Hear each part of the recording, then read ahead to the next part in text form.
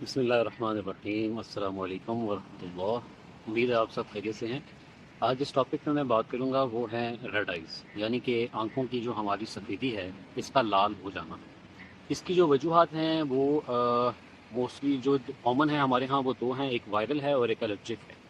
जो अगर तो आप किसी आपने बाइक पे सफ़र किया है लंबा, या आप इवन अगर आपने गाड़ी में भी किया है, शीशे खुले हों, तो वो जो डस्ट आपकी आंखों में बढ़ती है उसके रिस्पॉन्स में जो हमारा कॉर्निया कंजक्टिवा होता है, इसकी जो वेसल्स होती हैं, ये रिस्पॉन्ड करती हैं उन डस्ट और उन जर्म्स के अगेंस्ट, तो वहाँ पे ब्लड सप्लाई पड़ता है, तो उस वजह से आंखें जो हैं वो लाल हो जाती हैं। दूसरा जो कॉमन कॉज है और वो एलर्जी है, आपको किसी डस्ट से या किसी और चीज़ से एलर्जी है, तो इस तरह सूरत में भी सेम मैकेनिज्म है। ब्लड वेसल्स जो यहाँ मौजूद होती हैं, जो बजाय छोटी छोटी हमें नॉर्मली भी नज़र आ रही होती हैं, लेकिन वो जब आंखें लाल होती हैं तो वो फूल जाती हैं, तो उनमें से जो है वो ब्लड सप्लाई ज़्यादा होता है, तो वो हमारी ओवरऑल आंख जो है वो लाल हो जाती है। दूसरा जो कॉज है वो वायरल है, जो आजकल आपने लोगों ने देखा भी होगा कि लोगों की आंखों में एक घर में होता है तो फिर दो तीन बंदों को और भी हो जाता है।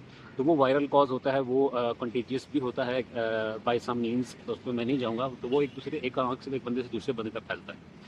अब इसकी होम रेमेडीज़ क्या हैं? मेडिसिन की मैं बात नहीं कर रहा, मैं होम रेमेडीज़ की बात कर रहा हूँ। होम रेमेडीज़ में सबसे पहले आप ये कर सकते हैं कि एक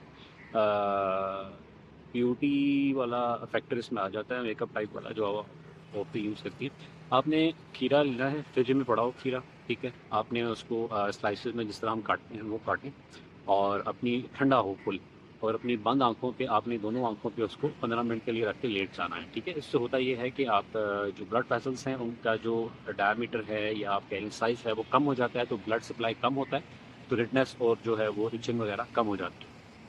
क्योंकि अगर ब्लड कम होता है तो इन्फ्लेमेटरी मार्कर्स कम होते हैं, तो वो इचिंग वाला फैक्टर है, अगर आपको पेन है तो वो भी रिड्यूस हो जाता है इससे।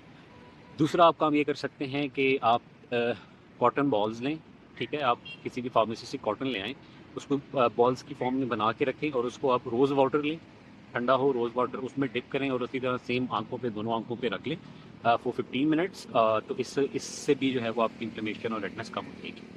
तीसरा जो है वो आप ये कर सकते हैं, it's more of a bit देसी टोटका, कि आप tea bag, green tea bag जो होते हैं उनको लें, गर्म पानी में डिप करें, ठीक है? थोड़ी देर डिप रहने दें, फिर you take them out, let them dry, उनको फ्रिज में रखें, ठंडा होने दें। इट्स थोड़ा लंबा प्रोसीजर है, लेकिन बस है, होम रेमेडी है। ठंडा होने दें और फिर उनको सेम 15 मिनट्स के लिए बोथ आंखों पे आप रखें। और सबसे सिंपल तरीका ये है कि take a cloth, neat and clean cloth, उसको आप ठंडा रखें, या अगर आपके पास कोट कोल्ड पैक अवेलेबल है तो उसको फ्रीज़र में रख के लेट इट फ्रीज़, और उसको आप किसी कपड़ा रख के साफ, उसके ऊपर आप वो कोल्ड पैक रखें फ्रोज़न, बाय दोनों आंखों पे, तो उससे भी इन्फ्लेमेशन आपकी कम हो जाएगी। ये तो होम रेमेडीज़ हैं। इसकी मेडिकल ट्रीटमेंट और इसकी जो कंटेजियसनेस है, एक दूसरे से स्प्रेड हम कैसे बचा सकते हैं, उसको मैं अगली वीडियो में बात करूँगा। थैंक यू, अल्लाह हाफिज़।